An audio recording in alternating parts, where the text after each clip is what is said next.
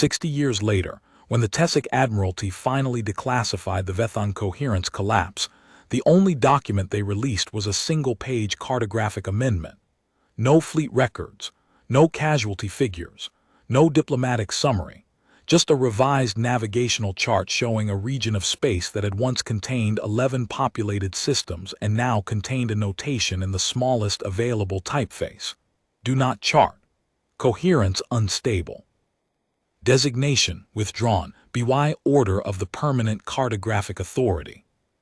The woman who had drawn the original chart was not named in the amendment. Sierra Marin had not expected to be named. She had not expected to be alive. She was 71 years old now, and she sat in the upper observation gallery of the Tessik Cartographic Institute on Velon Prime, watching the junior analysts work the plotting floor 3 stories below.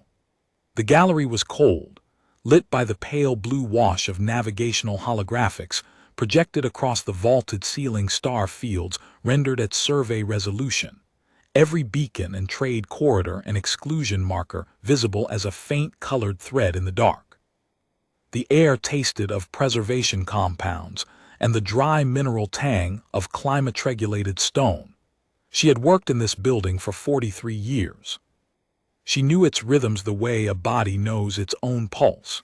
The soft click of stylus against plotting glass, the low hum of the data cores in the basement vaults, the periodic groan of thermal expansion, joints in the ancient stonework settling against the cold of Velon Prime's long night. She was the only human in the building. She had always been the only human in the building.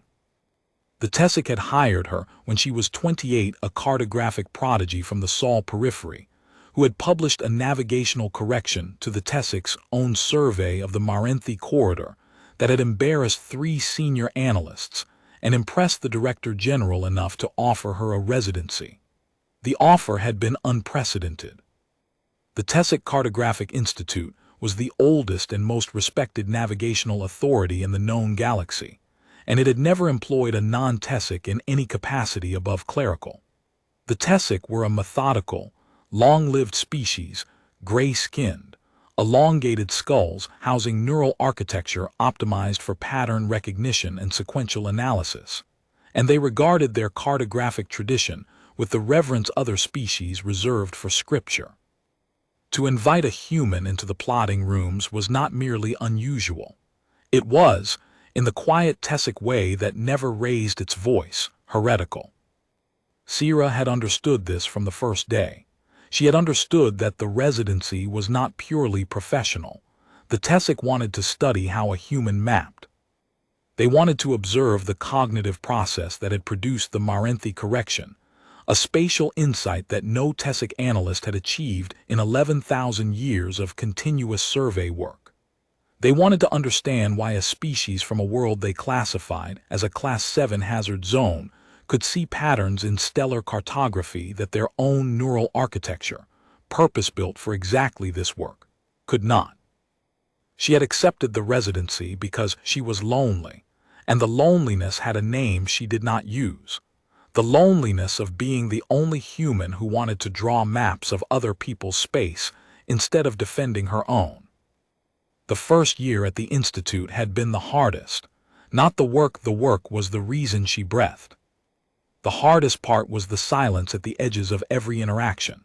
The Tessik communicated in 4 registers: spoken language, subsonic harmonic, gesture, and what they called resonance, a form of ambient emotional signaling that their elongated skulls produced and received through vibrations in the bone structure.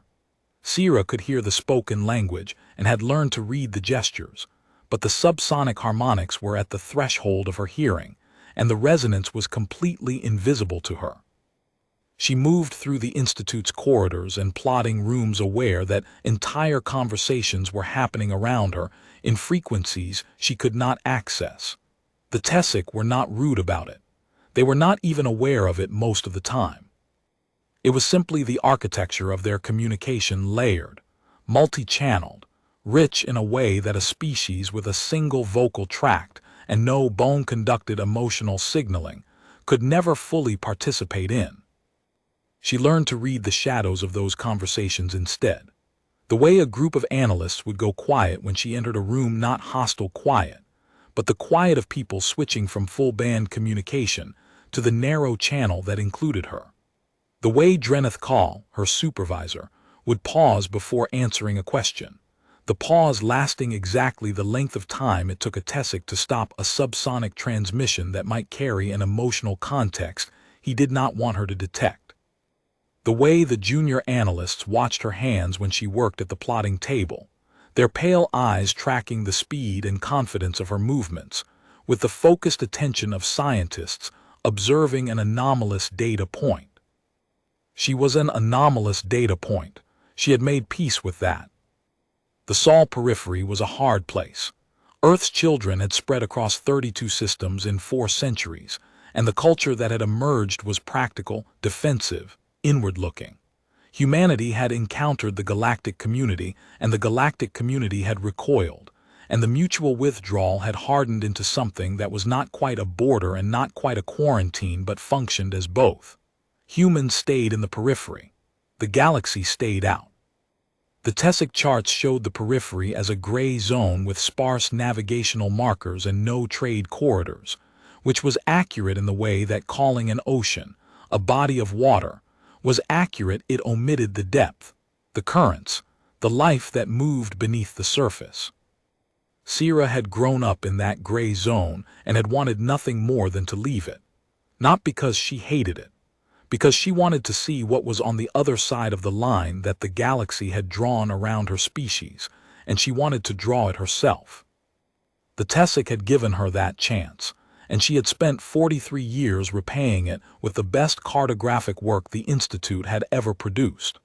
3 major navigational corrections to the Galactic Standard Survey. 2 new trade corridors plotted through regions that tessik analysts had classified as uncharable. A complete resurvey of the Dreth corridor that had reduced transit times by 11% and earned the Institute a commendation from the Velori Trade Authority. She was, by any objective measure, the most productive analyst the Institute had employed in its 11,000-year history. And she was still the only human, still watched, still the subject of quiet, methodical observation by colleagues who respected her work and could not quite bring themselves to trust the mind that produced it. The loneliness had not diminished. It had deepened, the way a river deepens invisibly by erosion, until the bed was so far below the surface that the water above looked calm and flat. She did not talk about it. She did not need to. The tessik were perceptive enough to see it and polite enough never to name it. It was this loneliness, this specific, cartographic loneliness, the loneliness of a woman who drew maps of a galaxy that was afraid of her, that Director General Korath Vale had exploited when he asked her to chart the Vethon Reach. The Vethon Reach was a problem. It was a region of space approximately 400 light-years across, situated at the convergence of 3 major navigational corridors, the Dreth, the Tessik Main, and the Corvesi Exchange, and it should have been the most thoroughly charted sector in the galaxy. Every major trade route passed within scanning range. Every survey fleet that transited between the inner and outer galactic arms crossed through or near it. The tessik had maintained continuous navigational coverage of the Reach for 9,000 years. And for the last 300, the charts had not agreed with each other. It was a small discrepancy at first, the kind of thing that could be attributed to instrument drift, or gravitational lensing, or the cumulative error of successive survey teams using slightly different calibration standards. A beacon that appeared at one set of coordinates in one survey, and at slightly different coordinates in the next. A star whose spectral signature shifted between measurements by an amount too small to matter for navigation, but too consistent to be random.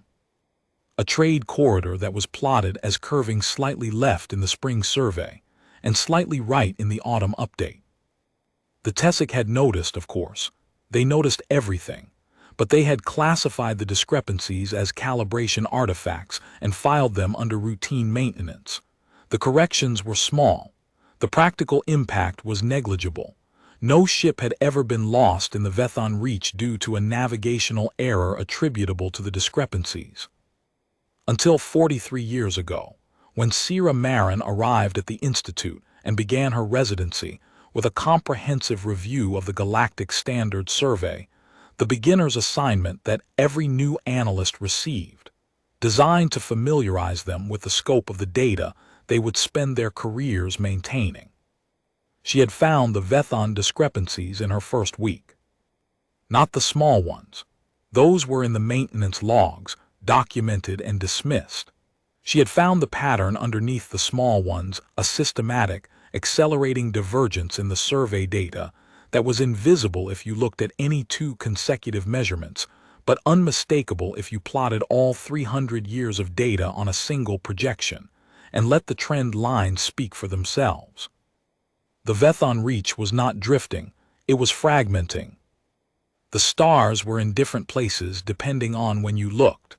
The beacons were at different coordinates depending on which corridor you were approaching from. The spectral signatures of the Reach's 11 inhabited systems were shifting not randomly, not toward any identifiable endpoint, but away from each other, as if the region of space itself was losing the ability to agree on where things were. Sierra had taken her analysis to her supervisor, a senior analyst named Drenneth Call, who had reviewed her methodology with the exhaustive care the tessik applied to everything, and had told her, in the measured tone of a man explaining weather to a child, that her analysis was interesting but almost certainly an artifact of her unfamiliarity with the tessik calibration protocol. She had not argued. Arguing was not something she did at the Institute.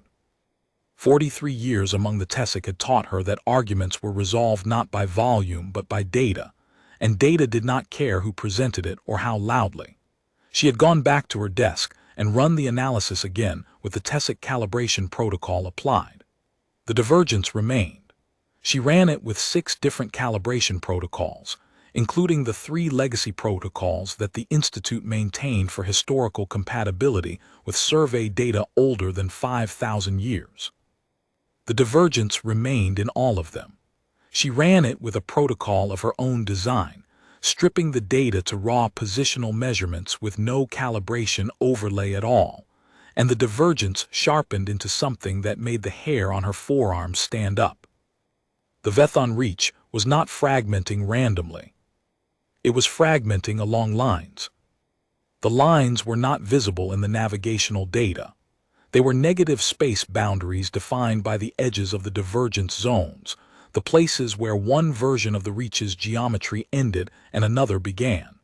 When Sierra plotted them, they formed a pattern she recognized from a discipline that had nothing to do with stellar cartography, the pattern of a fracture propagating through glass.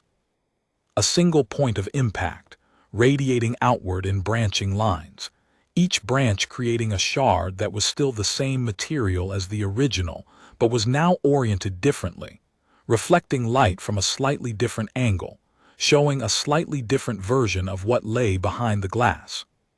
The Vethon Reach was a shattered mirror, and each shard was reflecting a different version of the same sector of space.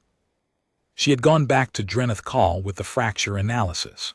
He had reviewed it for 3 days and then brought it to Director General Korath Vale, who had reviewed it for a week, and then called Sierra to his office, a severe, stone-walled room at the top of the Institute's central tower, lit by a single window that looked out over the plotting floor below. Korath Vale was old, even by tessik standards. His gray skin had darkened to the color of basalt, and the bone ridges of his elongated skull had thickened with age until his face resembled something carved from the living rock of the planet. His eyes were the only part of him that moved quickly pale, sharp, tracking Sierra's face with the analytical precision that had made him Director General. "You see things we do not," he said. It was not a compliment, it was a diagnosis. "The pattern is in the data," Sierra said. "Anyone could have found it." "Anyone did not. You did. And I need to understand why, because if your analysis is correct, the Vethon Reach is not a navigational problem. It is a structural one. and the Tessik Cartographic Institute has been treating a structural failure as a calibration error for 300 years. He had paused, and in the pause Sira had heard the thing he was not saying. The tessik did not make errors of that magnitude. If the reach was fragmenting and the Institute had missed it, the failure was not in the instruments. It was in the way the tessik perceived the data, a cognitive blind spot that their neural architecture could not compensate for because it was a product of that architecture. They needed a human eye. "I want you to lead a survey team to the reach," Korath Vale said. "Full authority, tessik crew, but your methodology, your instruments, your analysis. I want to know what the reach is doing, and I want to know why the tessik cannot see it." Sira had said yes. She had said yes before the sentence was finished, before the professional part of her brain could calculate the risks, before the careful part of her could weigh the political implications of a human leading a tessik survey team into a region of space that the galaxy's most meticulous cartographers could not explain. She had said yes because the loneliness was a river, and the river had just been offered a direction. Korath Vale had studied her face when she answered. The pale tessik eyes had moved across her features with the systematic thoroughness of a man reading a chart, mapping the terrain of her expression, cataloging the data points of her eagerness, her relief, the slight tremor in her hands that she could not quite control. He had seen something in that reading that satisfied him, because he had nodded once a single, precise inclination of his heavy skull and had said, "The survey ship Velenith will be assigned to you. Choose your own crew complement from the Institute's active roster and from allied institutions. You will have full authority over methodology, instruments, and analysis. The only constraint is that you must return, and that you must bring back a chart." "A chart of what?" Sira had asked. "Of whatever you find, even if we cannot read it." It was the most extraordinary thing a Director General of the Tessik Cartographic Institute had ever said to a non-tessik. It was also, Sira understood later, the most honest, an admission that the tessik knew their maps were incomplete, and that the species they had been watching for 43 years might be the only one who could complete them. The survey team departed 3 months later. 12 personnel. Sira as lead cartographer, 3 tessik navigation analysts, 2 Drenathi positional surveyors, 4 Corvesi communications specialists, and 2 Valori trade route assessors whose function was to evaluate the economic impact of any navigational amendments. The vessel was the tessik survey ship Velenith Angular, gray, purpose-built for extended cartographic operations, with a plotting room that occupied the entire forward section and a sensor array that could resolve a beacon's position to within a meter at 4 light-years. The transit to the Vethon Reach took 9 days. The first 8 were routine. The crew worked in the quiet, methodical rhythm of professionals who had done this work for decades, checking instruments, running calibration sequences, reviewing the existing survey data that Sira had flagged as divergent. The tessik analysts were polite and professional and did not quite look at Sira when they thought she was watching. The Drenathi surveyors compact, four-armed, their dense bodies built for environments that would crush a tessik, treated her with the blunt courtesy of specialists who cared about the data more than the politics. The Corvesi were silent in the way that their species was always silent, communicating through a distributed neural web that processed language as a whole-body phenomenon, their slight forms hunched over communications equipment that they operated with a precision that bordered on art. On the 8th day, Sira stood alone at the forward viewport during the ship's rest cycle and watched the stars ahead. The Vethon Reach was not visible as a distinct region. There was no border wall, no change in stellar density, no visual marker that said here the charted galaxy ends and the problem begins. It looked like any other sector of deep space, a scatter of distant suns against the black, beautiful and indifferent and navigable. But the chart said otherwise. Sira had the survey data spread across her personal plotting tablet, 300 years of positional measurements for every beacon and navigational marker in the reach, rendered as overlapping trend lines on a single projection. She had been staring at this projection for weeks, and she still found it difficult to look at for long. The trend lines did not converge. They did not diverge in any recognizable pattern of instrument error or gravitational influence. They splayed like the fibers of a rope that had been untwisted from the inside, not broken, decoherent. She thought about calling Kethon to look at the projection. She did not. The tessik analyst would see calibration error. She would see it because her brain was built to see it, to take ambiguous data and resolve it into the single most probable interpretation. Kethon was brilliant, methodical, 60 years experienced, and she would look at the same data Sira was looking at and see something simpler, because simpler was what the tessik neural architecture was designed to produce. Sira closed the tablet and went to bed. She did not sleep. The loneliness was loud that night, the particular frequency of being the only person on a ship full of colleagues who could not see what she saw, even when they were looking at the same thing. On the 9th day, they crossed the outer boundary of the Vethon Reach, and the plotting room went wrong. Not catastrophically, not in a way that triggered alarms or caused the tessik analysts to raise their voices. The instruments simply began to disagree with each other. The primary positional array reported the nearest beacon at one set of coordinates. The secondary array, using the same sensors and the same calibration protocol, reported it at coordinates that were 400 meters off. The Drenathi surveyors ran independent measurements from their own instruments and got a third set of numbers that matched neither the primary nor the secondary. Senior analyst Kethon, the most experienced tessik on the team, a woman whose career spanned 60 years of survey work, checked the calibration protocols, found them nominal, checked the sensor hardware, found it nominal, and turned to Sira with an expression that was as close to uncertainty as a tessik face could produce. "The instruments are functioning within specification," Kethon said. "The discrepancy is not instrumental." "I know," Sira said. She was standing at the primary plotting table, watching the data feeds update in real time. The beacon's position was not jumping between the three sets of coordinates. It was existing at all three simultaneously, and the plotting system was rendering each one as a separate point of light, closely spaced but distinct, like looking at a star through fractured glass and seeing three stars instead of one. "What is it?" Kethon asked. Sira did not answer immediately.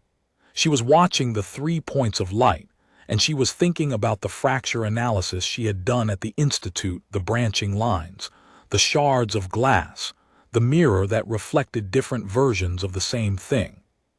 She was thinking about the fact that the tessik had maintained navigational coverage of this region for 9,000 years, and the fragmentation had only been detectable for 300, which meant either the fragmentation was recent, or the tessik's instruments had not been sensitive enough to detect it before.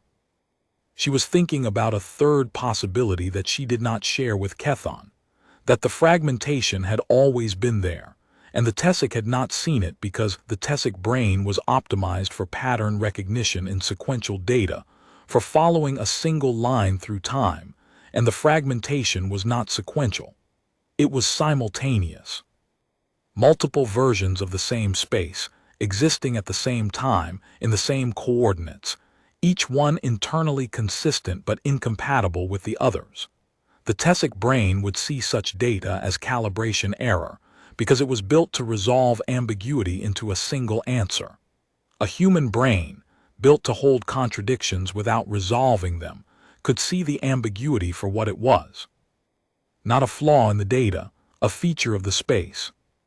"Take us deeper," Sira said. They pressed inward for 3 days. Each day the fragmentation intensified. On the first day, the beacon positions diverged by meters. Kethon ran 6 independent calibration checks and found nothing wrong with the instruments. She filed a notation in the survey log, positional variance within acceptable parameters. Monitoring, and the notation itself, was a kind of prayer, the tessik equivalent of whistling past a graveyard. Sierra said nothing. She watched the 3 points of light on the plotting table and drew small sketches on her personal tablet, tracing the geometry of the divergence, looking for the fracture lines she had predicted from the Institute. On the second day, the star positions began to slip not by meters, but by kilometers, then by tens of thousands of kilometers. The navigation analysts went quiet in the specific way that tessik went quiet when they were processing something that violated their training. One of the junior analysts, a young tessik named Peleth whose career was barely a decade old, began checking the same calibration sequence over and over, the repetition itself a symptom of cognitive distress. His supervisor, Analyst Rivan, placed a hand on his shoulder and stopped him, and the gesture was so unusual for tessik, who did not touch casually, that Sierra felt it like a temperature drop in the room. The Corvesi communications specialists reported that their signals were arriving at their own receivers with time delays that did not match the distances involved, messages sent across the plotting room arriving a fraction of a second late, or a fraction early, as if the space inside the ship was not quite the same space as the space outside. Thren documented each delay with the meticulous patience of her species, and when Sierra asked her what the delays meant, Thren said, "The distance between your console and mine is not a single number anymore. It is several numbers. The signal travels all of them." The Velori trade route assessors, a pair of slender, copper-skinned analysts named Torvin and Ilisk, had stopped taking notes. Their function on the survey was to evaluate the economic impact of navigational changes, and they had realized, with the quiet professional horror of specialists watching their entire discipline become irrelevant, that there was nothing to evaluate. Trade routes required fixed coordinates. Fixed coordinates required a space that agreed with itself about where things were. The Vethon Reach no longer agreed. Torvin approached Sierra during the second evening's rest cycle, while the ship hummed around them and the stars outside the viewport showed their doubled, tripled images. "In the Velori trade academies," Torvin said, his copper-skinned face reflecting the cold blue light of the corridor, "we are taught that a map is a promise, a commitment that the universe has made to be in a particular configuration. What happens when the universe breaks that promise?" "The map breaks with it," Sierra said. "And then someone has to draw a new kind of map. One that doesn't require the promise." Torvin looked at her for a long moment, his dark eyes holding something that Sierra recognized because she had carried it herself for decades. The expression of someone realizing that the ground they had built their career on was not as solid as they had believed. "Can you draw such a map?" he asked. "I don't know yet," she said, and it was the most honest thing she had said since they entered the Reach. On the third day inside the Reach, the Drenathi positional surveyors detected something that none of them had language for. Senior Surveyor Moth, broad, stone-faced, her forearms motionless at her sides in the posture of absolute professional attention, brought the readings to the plotting table and laid them out without comment. The readings showed the Velaneth's own position. It showed 3 of them. Not 3 successive positions. The ship had not moved between the measurements. 3 simultaneous positions, occupying the same space, each one confirmed by independent sensor verification from different parts of the ship. The Velaneth was in one place according to the forward sensor array, and in a different place according to the aft array, and in a third place according to the Drenathi ground truth instruments, and all 3 measurements were correct. "We are not in one location," Moth said. She said it the way a structural engineer might say a bridge was not attached to both banks, not with alarm, with the flat recognition of a physical fact that had immediate consequences. Sierra stared at the 3 position markers on the plotting table. They were separated by approximately 1,100 kilometers. 1,100 kilometers of difference between the front of the ship and the back. The ship was 90 meters long. 90 meters of physical structure stretched across 1,100 kilometers of positional space, and nothing inside the ship felt different. The gravity was normal. The air pressure was normal. The coffee in Sierra's cup was not stretched or compressed or exhibiting any behavior that suggested the space containing it was doing something impossible. She looked up from the plotting table and met Kethan's eyes across the room. The tessik analyst's face was immobile, the gray skin pulled tight over the bone ridges, the sharp pale eyes steady. But her hands, normally still as stone when she was working, were gripping the edge of her console. "What are you seeing?" Sierra asked. "Not what do the instruments say, what are you seeing?" Kethan did not answer for a long moment. When she spoke, her voice carried the subsonic harmonic that the tessik used for statements they were not certain they should make. "I am seeing the same room," Kethan said slowly, "but the room is not agreeing with itself about where its walls are." Sierra nodded. She understood. The tessik brain was trying to resolve the three positions into one, trying to find the single correct answer, the way it was designed to, and it could not. And the failure was registering as a visual distortion that Kethan could perceive but not describe because her language did not have words for a space that existed in multiple versions simultaneously. Sierra's brain was not trying to resolve anything. It was holding all three versions at once, the way a human could hold the knowledge that a person was both kind and cruel, that a choice was both right and wrong, that a place could be both here and not here. She was not seeing one room. She was seeing three rooms overlaid, and she could track the edges where they did not quite match the faint shimmer where a wall in one version was 3 centimeters to the left of the same wall in another, the slight doubling of a console's edge, the ghost image of Kethan's hand on a console that was in the same place, and in a different place depending on which layer of the space Sierra focused on. She picked up her stylus and began to draw. Not on the primary plotting table that was still displaying the navigation data, the 3 ship positions, the diverging beacon coordinates. She drew on the secondary table, the smaller surface that the tessik used for working sketches and preliminary calculations.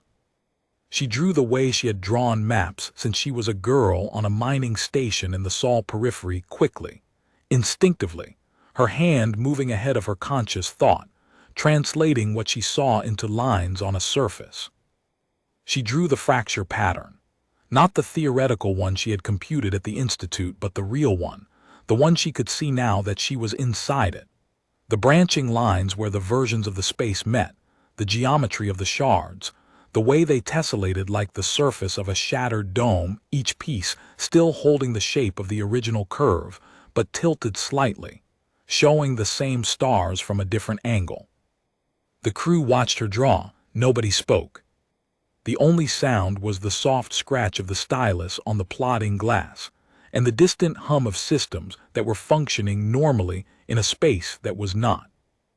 Moth moved first. The Drenathi surveyor stepped closer to the secondary table, her 4 arms arranging themselves in a configuration that Sierra had learned to recognize over years of working with Drenathi colleagues. The posture of focused technical assessment, upper arms crossed, lower arms extended with palms flat, the body's weight shifted forward. Moth studied the emerging pattern for a long time. "These lines," Moth said, "they are not theoretical." "No. You are drawing what you see." "Yes." Moth looked at Sierra, then at the viewport where the stars showed their doubled images, then back at the drawing. "I see one room with a positional error. You see 3 rooms that are all correct. The difference is not in the eyes. It is in what the brain does with what the eyes receive." "Yes," Sierra said again and kept drawing. The plotting table filled with lines, not navigational lines, not the clean arcs of trade corridors and beacon networks, but something older, more fundamental, like the stress lines in a material under load. The lines branched and branched and branched, and at the center of the branching pattern, where all the lines converged, there was a point. A point where the fragmentation originated. "There," Sierra said, tapping the convergence point with her stylus. "That's where it started." Kethan looked at the plotting table, then at the navigation data, then back at the table. That point corresponds to the Vethon primary system, she said, the largest inhabited system in the Reach, population approximately 9 billion, one of the oldest continuously inhabited systems in the known galaxy. How old? Sierra asked. 11,000 years, give or take. Sierra did the arithmetic in her head. The fragmentation had been detectable for 300 years, but the fracture pattern she had drawn, the one she could see now, inside the Reach, with human eyes in human space, was not 300 years old. The branching structure was too deep, too ramified, too intricately developed. It had the density of something that had been growing for millennia. It started when the tessik began charting this region, she said quietly. Kethon stared at her. 9,000 years ago, Sierra continued. When the tessik first surveyed the Vethon Reach, they fixed its position. They defined its coordinates. They drew lines around it and said, this is where it is, this is what it contains. And the space accepted the definition for a while. But something in this region of space does not hold to a single definition. It holds to many. And the act of charting it, of insisting that it has one set of coordinates, one geometry, one version of itself, has been compressing it for 9,000 years. The fragmentation is the compression failing. The shards are the natural state. The unity was the artifact. Silence on the plotting room, the hum of the data cores, the soft click of a climate regulation valve somewhere in the ceiling, Moth's 4 arms motionless at her sides, Kethon's hands white-knuckled on her console. You are saying, Kethon said slowly, that mapping this space is what broke it. I'm saying that mapping this space forced it into a shape it was never meant to hold, and now the shape is failing.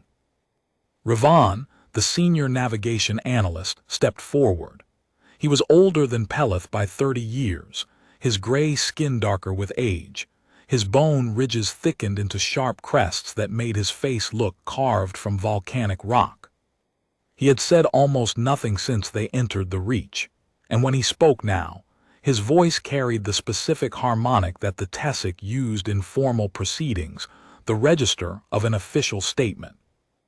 If this analysis is correct, Ravan said, then the Tessik Cartographic Institute has been causing structural damage to a region of inhabited space for 9 millennia, through the act of mapping, through the foundational practice of our civilization. Nobody answered him.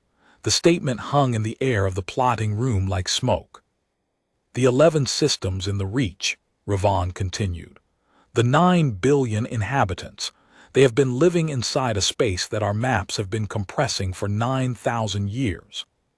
The fragmentation they are now experiencing, the positional divergence, the signal delays, the stars that appear in multiple places, is the result of the compression failing.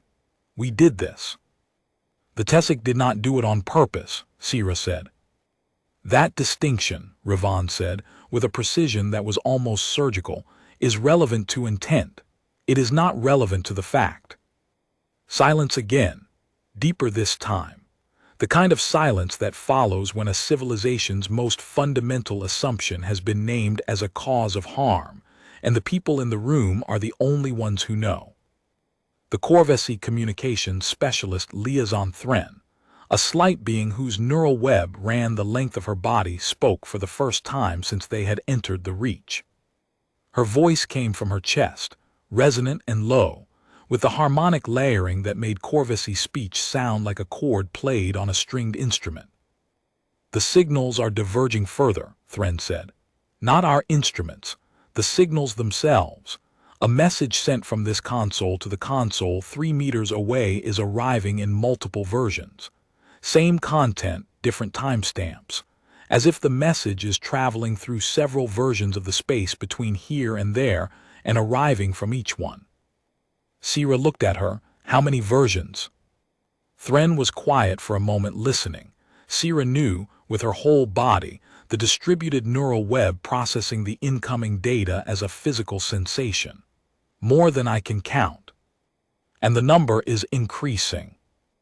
Later that same day, young Peleth left his station without permission.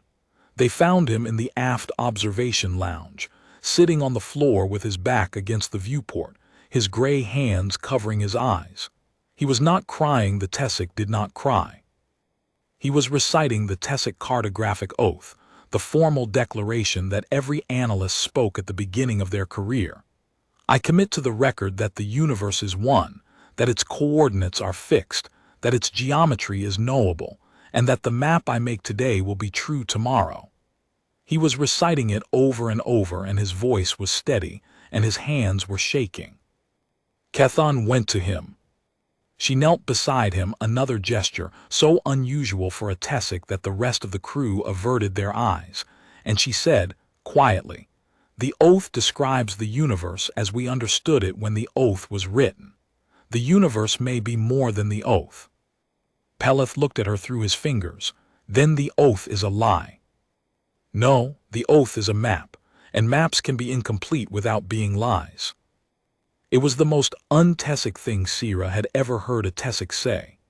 She filed it in the place where she kept the things that mattered, the small, hard facts that accumulated over a life spent among people who were not her kind, the moments where the gap between species narrowed just enough to see across. The fourth day inside the Reach was the last day the Velaneth functioned as a single ship. Sira woke in her bunk to a sound she could not immediately identify, a low, structural vibration that was not the engine and not the climate system and not the thermal joints. It was the hull. The hull was humming, and the hum was discordant, as if different sections of the hull were vibrating at slightly different frequencies, like the strings of an instrument that had been detuned. She went to the plotting room and found Kethan already there, standing at the primary console with an expression that Sira had never seen on a tessik face. Not confusion, not fear, but a kind of cognitive surrender, the look of a mind that has stopped trying to resolve the unresolvable and is simply observing. "Look at the forward viewport," Kethan said. Sira looked. The stars outside the viewport were doubled, not blurred, doubled. Each star had a twin, a fraction of an arcsecond away, identical in brightness and spectral color but offset, the way a word looks when a printer has struck the same line twice with a slight misregistration. The doubling was not uniform. Some stars had 3 images, some 4. Some were surrounded by a halo of ghost copies that made them look like flowers made of light. Each petal a version of the same star seen from a slightly different angle, through a slightly different shard of the fractured space. It was beautiful. Sira stood at the viewport and felt something move inside her chest that she had not felt in years, a sensation that had nothing to do with fear and everything to do with recognition. She was seeing what this space actually looked like, not the single, fixed, charted version that the tessik maps showed. The real thing, the multiplicity, the place where every star existed in many positions because the space itself existed in many versions, and each version was real, and none of them was more real than any other. She was not afraid. She was home. Not in the Sol periphery sense, the cramped corridors of mining stations, the defensive culture, the gray zone on other people's charts. Not in the Tessik Institute sense, the upper gallery, the cold plotting room, the professional respect that never quite became belonging. In a sense that was older and deeper than either the sense of a cartographer standing in a space that was made to be mapped, a space that had been waiting for someone who could see all its versions at once and draw them without insisting that they collapse into one. She pressed her hand against the viewport glass. It was cold, the thermal insulation was nominal, which meant the temperature difference between the glass and her skin was a function of the ship's climate system, not the space outside. But the cold felt different here. It felt like the cold of a place that was not empty but full of versions, full of positions, full of the accumulated plurality of a region of space that had been trying to exist in its natural multiplicity for 9,000 years, while the galaxy's most respected cartographic authority insisted it was singular. Behind her, the crew was working with the focused, mechanical efficiency of professionals who had moved past fear into procedure. Kethan was documenting. Ravan was calculating withdrawal vectors. Moth was monitoring the hull stress readings, her 4 arms moving across her instruments with independent precision. Peleth was at his station, no longer reciting the oath, his gray hands steady on his console. Thren was quiet, her distributed neural web processing the multiple signal paths with a concentration that made her slight body vibrate faintly, like a tuning fork. They were afraid, all of them in their species-specific ways, and they were doing their jobs, and Sira loved them for it, not with the warm love of family or the fierce love of comrades, but with the quiet, cartographic love of someone who had spent 43 years among people she would never fully belong to, and who had never fully belonged to her, and who were here now, in a space that was trying to exist in many versions at once, because she had asked them to come. The fragmentation was not a failure. It was the natural state of a region of space that was more complex than a single map could contain. The tessik had charted it as one thing because the tessik brain could only hold one thing.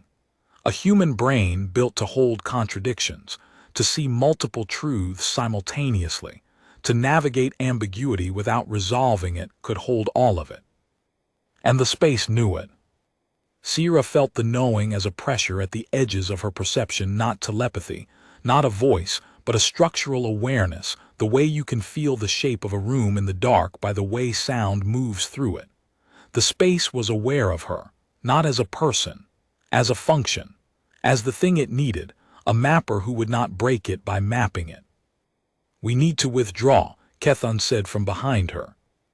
The tessik analyst's voice was steady, but her subsonic harmonic was vibrating in the frequency band that meant a tessik was at the edge of what their cognitive architecture could process. The positional divergence is approaching a threshold. If the ship's structural coherence depends on occupying a single set of coordinates, and the space is no longer providing a single set of coordinates, the hull may begin to experience differential stress. Sira turned from the viewport. Kethan's face was grayer than usual, the bone ridges standing out in sharp relief against skin that had lost its color. Behind her, the rest of the crew stood at their stations with the rigid stillness of professionals who were past surprise and into something harder. The quiet, focused calm of people managing a situation that their training had not prepared them for. "I know," Sira said. "Set a withdrawal course. I need 30 minutes. "For what?" "To draw the map." Kethan looked at her. The question in the tessik analyst's pale eyes was not how, it was why. Why draw a map of a space we are about to flee? Why chart the unchartable? Why do the thing that the Tessik Cartographic Institute, with all its 11,000 years of tradition and all its methodological rigor, had declared impossible by the simple act of avoiding it? Sira did not explain. She went to the primary plotting table and she drew. Not a Tessik standard navigational chart, not a trade corridor overlay or a beacon network grid or any of the formal cartographic products that the Institute had been producing for 11,000 years. She drew what she saw, the fracture pattern, rendered in full, every branching line, every shard, every version of the space overlaid on the same surface in a layered projection that showed all of them simultaneously without insisting that any one of them was primary. It was not a map of where things were. It was a map of where things could be, all the places at once, all the versions, held together not by the illusion of a single truth but by the acknowledgement that truth in this region of space was plural. She drew for 22 minutes. The stylus moved across the plotting table in lines that the Tessik analysts watched with expressions that ranged from incomprehension to something that, in a species that did not have a word for it, might have been awe. The map grew under her hand like a living thing, branching, layering, revealing depths that a single version chart could never show. Trade corridors that existed in 4 versions, each version slightly offset from the others, like the same road drawn on 4 transparencies and stacked with a slight rotation. beacon networks that occupied slightly different coordinates in each shard, but were connected across the shards by pathways that only a multi-version map could render transition points, where a navigator could step from one version to another, like doorways between rooms that occupied the same physical space. Systems that were here and here and here, all at once, all real, all reachable if you knew which version of the space you were navigating through. Moth watched the longest. The Drenathi surveyor stood at the edge of the plotting table, her 4 arms hanging loose at her sides, her broad face unreadable.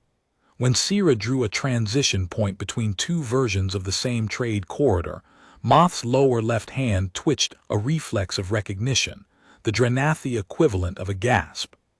She had seen it. Not the whole map, her brain could not hold that, but the single transition point, the doorway between versions, the place where 2 incompatible geometries touched and a passage existed for anything flexible enough to use it. There are paths, Moth said. Between the versions, you are drawing paths. Yes. Paths that only work if you can see both versions at once. Yes. Moth's 4 arms folded slowly across her broad chest.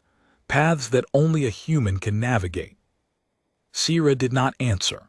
The answer was on the plotting table, in the growing complexity of a map that no single version mind could read, but that a multi-version mind could follow the way. A river follows a valley, not by choosing the right course, but by flowing into all of them. When she finished, the plotting table held a cartographic object that no tessik had ever produced, and no tessik brain could fully parse.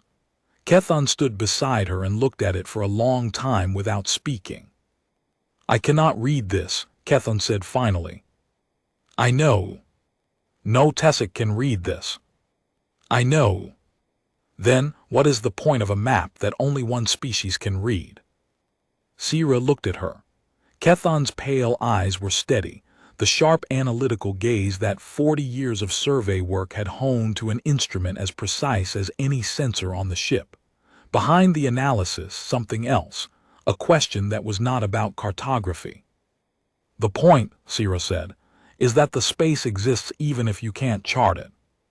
The point is that 9,000 years of tessik maps said this region was one thing, and it was always many things, and the act of insisting it was one thing is what made it fracture badly enough to become dangerous. The map I just drew doesn't fix the fragmentation. It honors it. It says, this space is plural, and the way to navigate it is to accept the plurality instead of compressing it into a single line. Kethon was quiet for a moment. Then she said, very softly, in the subsonic harmonic that the tessik used for statements they were not certain they had the right to make. Is that what it is like? Being human in this galaxy? Sira felt the question land in the place where the loneliness lived, the deep riverbed, the eroded channel that 43 years of quiet isolation had carved through her. She felt it, and she did not flinch from it, and she did not deflect it with professionalism or humor, or the careful neutrality she had maintained for 4 decades in a building full of people who studied her the way they studied anomalous data. Yes, she said, that is what it is like. She finished drawing with 8 minutes to spare. The plotting table held a cartographic object that looked, to tessik eyes, like controlled chaos, layers upon layers of line work, each layer representing a different version of the reach's geometry, the layers connected by thin threads that showed the transition points between versions. It was not a chart in any sense the tessik recognized.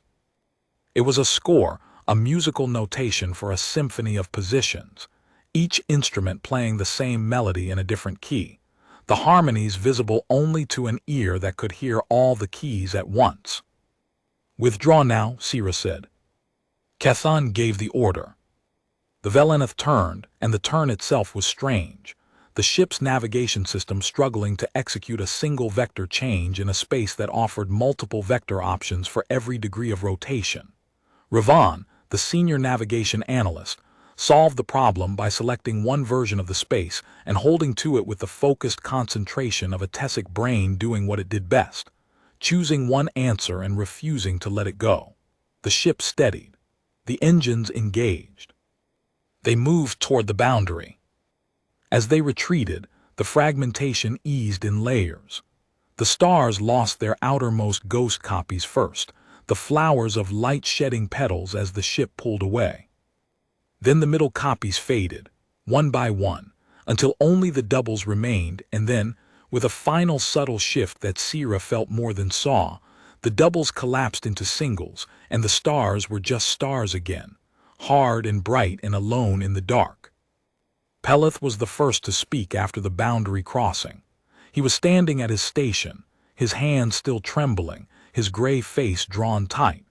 He looked at the navigational display, all positions nominal, all readings consistent, the space around the ship behaving as the tessik cartographic oath said it should, and he said, very quietly, "The oath is true again." Sierra heard him, and she felt the loneliness sharpen, because she knew something Peleth did not. The oath had not become true again. They had simply left the place where it was false.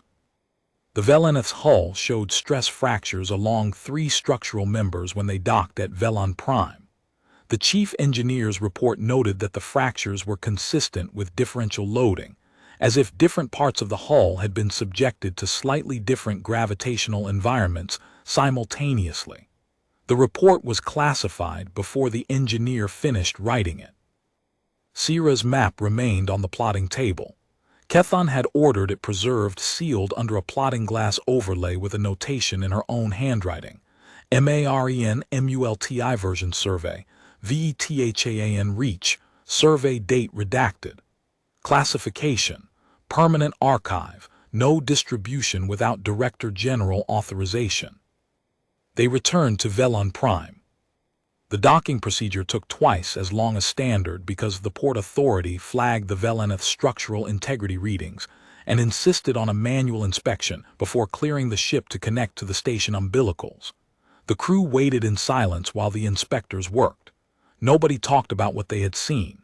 The tessik processed. The Dranathi cataloged internally. The Corvesi communicated through their neural webs in frequencies that no external sensor could detect. The Velori trade assessors wrote a preliminary report that consisted of a single sentence. Standard trade route assessment methodology is not applicable to the survey region. Sierra filed her report. It was 47 pages long, the longest survey report in the Institute's history. She wrote it in standard tessik cartographic notation for the first 40 pages, and in her own notation for the last 7. The pages where she described what the reach actually looked like from the inside and what the multi-version map meant. She knew the last 7 pages would be unreadable to most of the Institute's staff. She wrote them anyway, because the record mattered more than the audience. Korath Vale read the report in 3 days and did not speak to anyone for a week. Then he convened the Permanent Cartographic Authority, the senior council that governed the Institute's navigational standards, and he showed them Sierra's map and her analysis, and the sensor data from the Velaneth's 4 days inside the reach. The council deliberated for 4 months. Sierra was not invited to the deliberations. She returned to her desk in the upper gallery and resumed her work on the Dreth corridor extension, and the waiting was its own kind of fragmentation, the days splitting into the hours she spent doing useful work and the hours she spent remembering what the reach had looked like from the inside, the stars in their multiple positions, the space that was aware of her the way a landscape is aware of the river that carves it. She dreamed about it, not nightmares. The dreams were calm, luminous, full of branching lines and overlapping geometries that her sleeping mind could hold more easily than her waking one. Kethon visited her once during the waiting period. The senior analyst climbed the stairs to the gallery, the same stairs that Korath Vale would later climb to deliver the council's decision, and stood beside Sierra's desk and looked at the navigational holographics on the ceiling for a while without speaking. "I have been reviewing my survey log," Kethon said finally. "The entries I made inside the reach. My handwriting changes, not the way it changes when I am tired or distracted. The way it changes when I am writing with one hand and trying to do something else with the other. As if my body was trying to hold two positions at once, the way the space was. Sierra looked at her. I have been a surveyor for 60 years, Kethon continued. I have charted 18 sectors, mapped 400 trade corridors, and calibrated more instruments than I can count. I have never encountered a space that changed the way I write. I have never encountered a space that changed anything about me. She paused. You were not changed. No, because you were already like the space. Sierra did not answer. The answer was in the silence, and Kethon, who had spent 60 years learning to read data, read it. I have submitted a recommendation to the council, Kethon said, that the Vethon Reach not be sealed, that it be designated a special cartographic zone, navigable only with human oversight. I do not expect the recommendation to be accepted, but I wanted you to know it was made. Thank you, Sierra said. Kethon inclined her head the formal gesture, but with something added, something that was not in the protocol but was in the motion. A softness in the angle of her neck, a deliberateness in the duration of the bow, that made it feel less like a professional courtesy and more like a private acknowledgement between two people who had seen the same impossible thing and could not unsee it. The council's decision arrived on a Tuesday. Korath Vale delivered it himself, climbing the stairs to the upper gallery with the slow deliberation of a very old tessik, ascending towards something he was not certain he wanted to reach. The Permanent Cartographic Authority has voted to withdraw the Vethon Reach from the Galactic Standard Survey, he said. The region will be designated as uncharted. All existing navigational data will be archived under permanent seal. No further survey missions will be authorized. Sierra looked at him. She had expected this. The tessik response to a space they could not chart was to stop charting it, to draw a line around it and write the notation that had appeared on their charts 1,000 times before, for 1,000 different regions that the galaxy had decided to forget. Do not chart. My map, she said. Archived, sealed. The notation on the seal will credit you as the surveyor. Your analysis will be preserved in the Director General's private record. But not distributed. No. The Council determined that a navigational product that cannot be read by the species responsible for maintaining galactic navigational standards represents a risk to the integrity of the standard survey. If a human map is required to navigate the Reach, and the tessik cannot verify that map's accuracy, then the Reach cannot be safely included in the standard survey. Sierra nodded. She understood the logic. It was the logic of a species that could hold only one version of the truth at a time, applied to a problem that required holding many. Korath Vale stood at the gallery railing and looked down at the plotting floor below, where the junior analysts were working the day's survey updates, their gray hands moving across plotting glass, their pale eyes focused on data that would produce a single, clean, unambiguous chart of a galaxy that was in at least one region nothing of the kind. You are not angry, he said. It was not a question. No. Why? Sierra leaned back in her chair. The pale blue light of the navigational holographics washed across the ceiling above her, rendering the galaxy in survey resolution, every beacon, every corridor, every exclusion marker visible as a faint colored thread in the dark. Somewhere in that projection, in the space between two of those threads, was a region that had been removed. A blank spot where 11 systems existed in multiple versions, where the stars were flowers of light, where the space itself was aware of the difference between a mind that compressed and a mind that held. Because I drew the map, she said. The map exists. The space knows it exists. And somewhere in the sealed archive of this institute, in a vault that no one will open for decades, there is a chart that shows the galaxy as it actually is, plural, overlapping, holding contradictions, and the chart was drawn by a human, and the tessik sealed it because they could not read it, and that is the most human thing that has ever appeared in the tessik cartographic record. Koreth Vale looked at her for a long time. His basalt-dark face was unreadable, the bone ridges casting deep shadows in the blue holographic light. Then he did something that Sira had never seen a Director General of the Tessik Cartographic Institute do in 43 years of service. He inclined his head, not a nod of agreement, not a gesture of dismissal, a bow, the formal tessik acknowledgement of a superior in a specific discipline, the gesture reserved for the one person in the room who understood a thing that the rest of the room could not. The tessik did not seal your map because we could not read it, he said. We sealed it because we could read enough of it to understand what it meant. And what it means is that there is a kind of space in this galaxy that only humans can navigate, and the rest of us can only stand at the border and agree not to go in. We have been doing that for 11,000 years. We will continue to do it. And the reason is not that we fear what is inside. The reason is that we cannot hold what is inside. Only you can. And that, Analyst Marin, is why the line exists. He left. Sira sat in the gallery and watched the holographic stars turn on the ceiling and felt the loneliness shift, not disappear, not diminish, but change its shape, the way a river changes shape when it reaches the sea. It was still deep. It was still hers, but it was no longer a channel carved by erosion.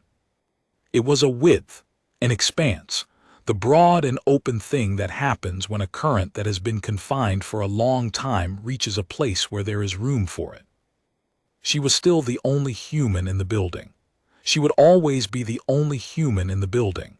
But the map was in the archive, and the archive was in the building, and the map held every version of the Vethon Reach at once without breaking, and that was connection enough. Not connection to a person, not connection to a place, connection to a function, to the thing she was for, the thing no one else in the galaxy could do, to stand in a space that existed in many versions and hold them all without insisting that they become one. 60 years later, when the tessik declassified the amendment, the one-page document said only, "Do not chart, coherence unstable, designation withdrawn." It did not name her. It did not need to. The map was in the vault, and the vault was in the building, and the building was on Velon Prime, and every tessik who worked there knew, in the way that the tessik knew things they did not discuss, that the blank space on the chart was not empty. It was full. It was plural.